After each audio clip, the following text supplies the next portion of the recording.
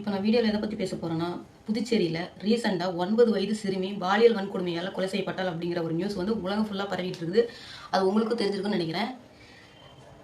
இந்த ஃபோட்டோ பாருங்களேன். இவனுங்களாம் வந்து பெருசு பெருசாக விருது வாங்கினவங்க கிடையாது.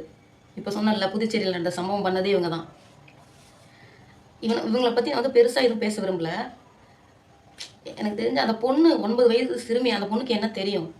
ஒரு 5வது படிச்சுட்டு இருக்கோம். அது என்ன பாவம் பண்ணுச்சு? கஞ்சா போதைக்கு அடிமையானவங்க இவங்க. புதுச்சேரியில் இதுதான் ஃபர்ஸ்ட் டைம் நடந்திருக்குது. இப்போ இவங்களாம் என்ன பண்ணலாம்? என்ன கேட்டால் இந்த கவர்மெண்ட் போலீஸு இதெல்லாம் எதுக்கு இருக்குன்னே தெரியல. இவங்க எத்தனை தான் போலீஸ் இருந்தாலும், எவ்வளோதான் சட்டம் இருந்தாலும் நடக்கிற தப்பு நடந்துட்டு தான் இருக்குது. இந்த தப்புக்கு வந்து ஒரு தீர்வே கிடையாது, இப்போ வரைக்குமே இல்லை. இதை ஒரு தீர்வுக்கு கொண்டு வரணும்னா என்ன பண்ணணும்? நான் கவர்மெண்ட்டுக்கு ஒன்று சொல்லிக்கிறேன். உங்களால் வந்து குற்றவாளிகளை கண்டுபிடிச்சி அவங்க தண்டனை கொடுக்க முடியலன்னா விட்டுருங்க, மக்கள்கிட்ட விட்டுருங்க. சரியா?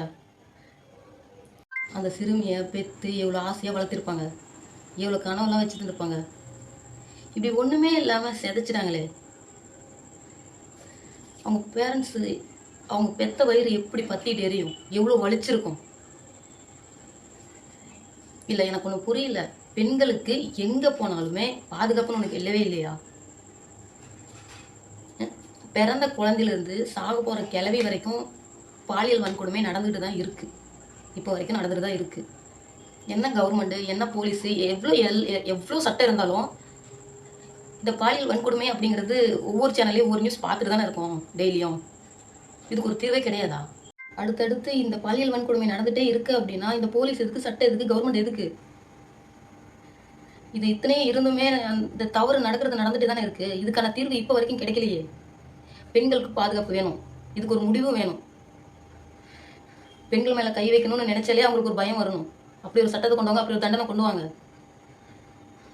உள்ள தூக்கி போடுவோம், 6 மாதம் 1 வருஷம் கழிச்சு மறுபடியும் வெளியில் விடுவோம், அது தண்டனையே கிடையாது. பாலியல் வன்கொடுமை பண்ணுறவங்களுக்கு அது தண்டனை கிடையாது. ஐயா முதலமைச்சர் ஐயா, உங்களுக்கு ஒரு வேண்டுகோள். இந்த பாலியல் வன்கொடுமை பண்ணுற எல்லாருக்கும் என்கவுண்டர்னு சொல்லுங்க. அந்த மாதிரி ஒரு சட்டத்தை கொண்டு வாங்க, அப்படி ஒரு தண்டனை கொடுங்க.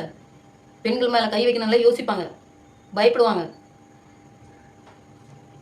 அப்படி இல்லைன்னா நம்ம டெய்லியும் ஒவ்வொரு இழப்பை இழந்துட்டே தான் இருப்போம். என்ன கேட்டால் போலீஸால் முடியல, குற்றவாளிக்கு ஒழுங்கான தண்டனை கொடுக்க முடியல அப்படின்னா மக்கள்கிட்ட விட்டுருங்க. இந்த மாதிரி தப்பு பண்ணுறீங்களா, மக்கள்கிட்டயே விட்டுருங்க. மக்கள் பார்த்துப்பாங்க அவங்களை என்ன பண்ணணும்னு. அதையும் நீங்கள் விட மாட்டீங்க. கூட்டிகிட்டு போய் காப்பாற்றி தான் விடுறீங்க. மக்கள்கிட்ட இருந்து குற்றவாளியை காப்பாற்றி தான் விடுறீங்க. அவங்களுக்கு சரியான தண்டனைலாம் கொடுக்குற மாதிரி தெரியல. தண்டனை கொடுக்குறங்கிற பேரில் அவங்கள கூட்டிகிட்டு போயிட்டு 6 மாதமோ 1 வருஷமோ 2 வருஷமோ ஜெயிலில் வச்சுட்டு இருந்துட்டு மறுபடியும் ரிலீஸ் பண்ணி விட்டுருவீங்க. அதுக்கப்புறமா அவனுங்க அதை தப்பு பண்ண தான் போகிறாங்க. இன்னைக்கு இந்த பொண்ணு, நாளைக்கு இன்னொரு பொண்ணு. இதுதான் கண்டினியூஸாக நடக்குது.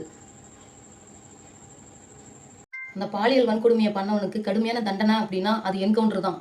நீங்கள் என்ன சொல்கிறீங்க? அந்த குழந்தையோட ஆன்மா நல்லபடியாக சாந்தி அடையணும்.